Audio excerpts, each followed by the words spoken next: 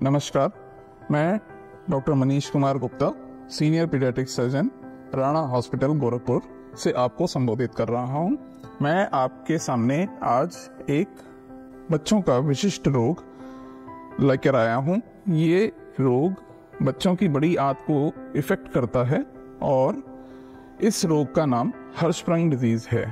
हर्शस्प्रंग disease में बच्चों की बड़ी आंत में कुछ तंत्रिकाएं नहीं पाई जाती हैं या उनकी कमी होती है और इन गैंग्लियन सेल्स की कमी से बच्चों की बड़ी आंत अपने जगह पे टाइट बनी रहती है, जिसकी वजह से बच्चों के लैट्रिन नीचे नहीं उतर पाता और वो ऊपर की तरफ इकट्ठा होता चला जाता है, जिसकी वजह से बच्चों की बड़ी आंत में सूजन आने लगती है, वो फूलने लगती है और बच्चों की स्थिति खराब होने लगती है। हर्शस्प्रंग डिजीज 5000 बच्चों में एक बच्चे को होने की संभावना होती है। इसमें आमतौर पे बड़ी आंत का निचला हिस्सा, जिसको रेक्टोसिग्मॉइड पार्ट बोलते हैं, वो मुख्यतः इन्वॉल्व होता है, परंतु कभी कभी उससे ऊपर के हिस्से भी इन्वॉल्व हो सकते हैं और बड़ी आंत का एक बड़ा हिस्सा भी कभी कभी इन्वॉल्व हो सकता है। आमतौर पे ये लड़कों में ज्यादा कॉमन है और लड़कियों में कम, और जब इसका बड़ा इन्वॉल्वमेंट होता है तो उन केसेस में लड़के और लड़कियों में ये समान रूप से इन्वॉल्वमेंट शो करता है। हर्शस्प्रंग डिजीज की एक विडंबना है कि इसको बच्चे के पैदा होने के पहले अल्ट्रासाउंड से हम नहीं जान पाते। ये बच्चे के पैदा होने के बाद ही पता किया जा सकता है। इस रोग में यूजुअली बच्चा अपने नवजात स्थिति में होता है उस समय प्रेजेंट करता है और उस समय बच्चे के पेट में सूजन होने लगती है, पेट फूलने लगता है।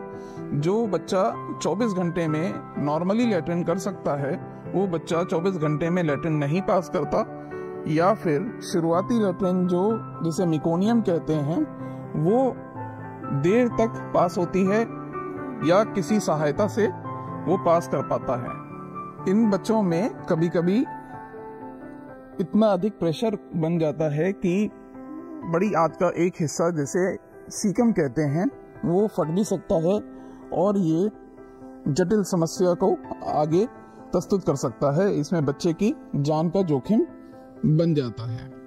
इसके साथ साथ बच्चे में उल्टियां हो सकती हैं, बच्चा फीड नहीं लेगा और जो उल्टियां होंगी वो हरे रंग की उल्टी होगी। इस बीमारी में अगर किसी तरीके से नवजात अवस्था पार हो गई तो उसके बाद ये यूजुअली प्रेजेंट करता है जब बच्चे को हम ऊपर का खाना देना शुरू करते हैं, जो कि लगभग 6 महीने की अवस्था के बाद होता है, क्योंकि माँ का दूध से जब तक बच्चा सेवन कर रहा है तब तक उसकी लैट्रिन थोड़ी सी नरम होती है और वो आसानी से पास हो जाती है, और जैसे ही ऊपर का खाना शुरू होता है उसको कॉन्स्टिपेशन और कब्जियत की समस्या आने लगती है।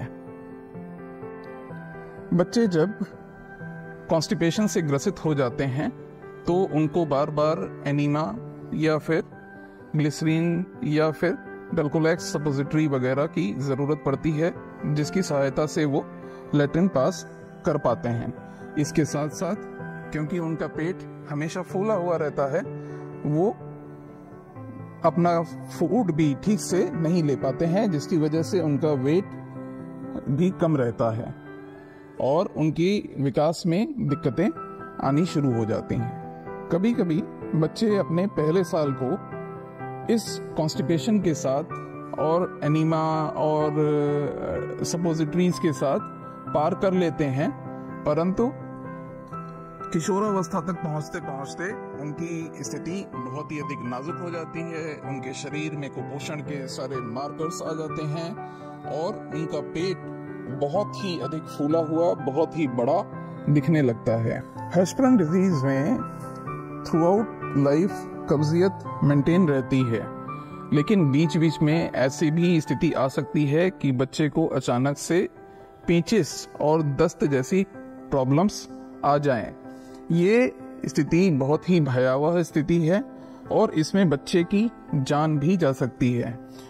अगर कब्जियत के बीच में इस तरीके की दस्त आना शुरू हुआ, इसका मतलब ये होता है कि बड़ी आंत में इन्फेक्शन हो गया है, जिसको हर्शस्प्रिंग एसोसिएटेड एंट्रोकोलाइटिस कहते हैं।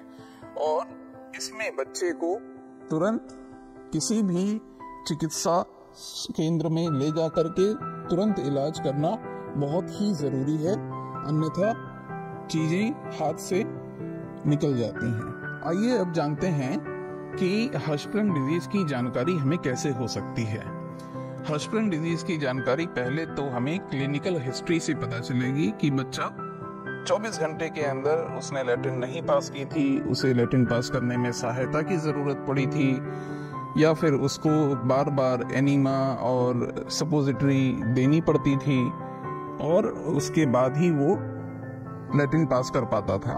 उसका विकास धीमा था, उसका वजन नहीं बढ़ रहा था, खाना भरपूर नहीं ले पा रहा था। जब ऐसी स्थिति होती है, ऐसी क्लिनिकल हिस्ट्री हमें मिलती है, तो उसमें हम ये शंका करते हैं कि हर्शस्प्रिंग डिजीज हो सकती है और उसके बाद फिर आगे की जांचें जैसे एक्सरे, मांस की परीक्षा और अन्य उपाय करके हम हर्शस्प्रिंग डिजीज को कंफर्म करते हैं। हर्शस्प्रिंग का इलाज संभव है और इसका इलाज ऑपरेशन के द्वारा ही होता है। हम ऑपरेशन तुरंत करें या देर में करें, इसका निर्णय बच्चे के आंत के इन्वॉल्वमेंट के ऊपर डिपेंड करता है। यदि आंत का इन्वॉल्वमेंट छोटा है तो हम बच्चे के लैट्रिन के रास्ते में पानी, एनीमा या फिर किसी अन्य विधि से उसको कम करके हम इलाज को थोड़े देर के बाद कर सकते हैं। या फिर अगर बच्चे का पेट कम नहीं हो रहा है, सूजन बनी हुई है, तो फिर हमको तुरंत ही बच्चे की आंत का ऑपरेशन करना पड़ता है। ऑपरेशन आमतौर पे 2 से 3 स्टेज का होता है।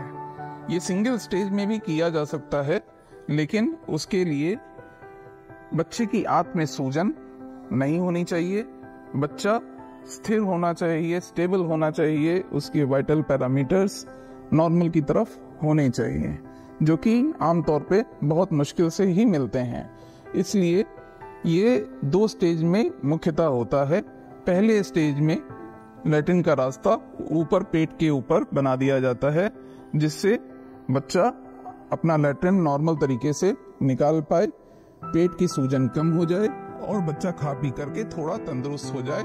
और उसके बाद फिर सेकेंड स्टेज में हम जो एबनॉर्मल आंत है उस टुकड़े को हम काट के निकाल देते हैं और उसकी जगह पे हम नॉर्मल आंत को खींच करके नीचे उसके मल द्वार तक ले आते हैं। इस ऑपरेशन के बाद बच्चा नॉर्मल जिंदगी जिएगा, किंतु कभी कभी इन्फेक्शन जैसी प्रॉब्लम्स और कॉन्स्टिपेशन कभी कभी मेंटेन रहती हैं। ये ऑपरेशन जटिल होते हैं क्योंकि ये छोटे बच्चों पे हो रहे हैं और इनके साथ में हम बहुत सारे हिस्सों के अंदर से होकर के नीचे तक आंत को लेकर के जा रहे हैं।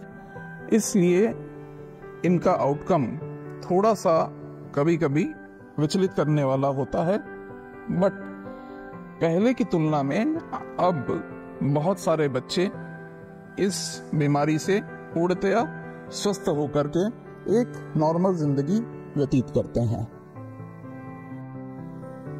यदि आपके पास ऐसा कोई बच्चा हो जिसमें ये सारी समस्याएं हों, इन बच्चों को तुरंत नजदीकी स्पेशलाइज्ड सेंटर पे लेकर के अवश्य जाएं और इनके जीवन को खुशहाल बनाने का काम करें।